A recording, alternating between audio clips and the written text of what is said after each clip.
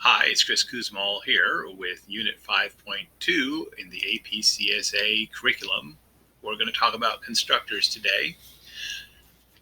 Here we have a class whose name is Peach, and it has a field of type integer, and the name of that integer is age. I've been defiant here and made it public. I ought to make it private, I suppose, but I'm going to leave it public for the moment. Even though in the previous video we talked about how you're supposed to always make your fields private. I have a constructor, and the constructor's name is always the name of the class. This constructor has no arguments. I have another constructor. This is called overloading, which we'll get to later. And this constructor has a single argument of type integer, and the local variable's name is A. We then store the value of A into the field age. We also have a method called grow older, which increases the age of any instance of a peach. The purpose of grow older is to show that we can change the state of our object. Our object has only one field, and so this field constitutes all of what we call the state of an instance of the object, which is just its age. Let's create a couple of instances of a peach. Here we have main inside the class main. Inside of that, we have the method main. And rather than saying my usual hello world, I've gone ahead and broken down and said something more conventional, that this is Unit 5.2 and it's on constructors. Then after that, I create an instance of a peach and assign it to the variable James. I create another instance of a peach, this time using the constructor that takes an argument, and assign that to the variable Jane. And then I print out the age of Jane by directly accessing the field, which I can only do because the age is public.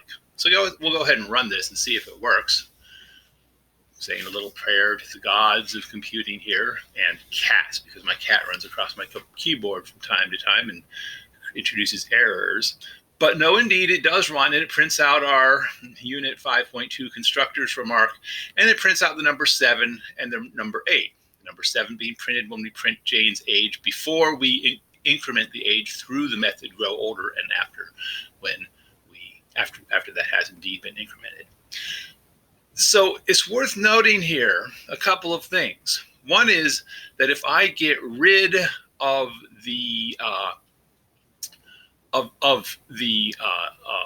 public method peach here that takes no arguments, I would expect to get an error when line 5 runs, and I do.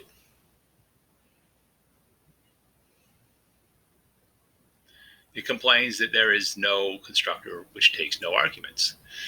If I go into peach now, and I also get rid of the public constructor peach that takes one argument, I would expect to get an error when I try to create Jane, because Jane is created using a constructor that takes one argument. And I get that error. But if I get rid of the invocation of the constructor that takes one argument now, I would still expect to get an error for not having the constructor that takes no arguments for James.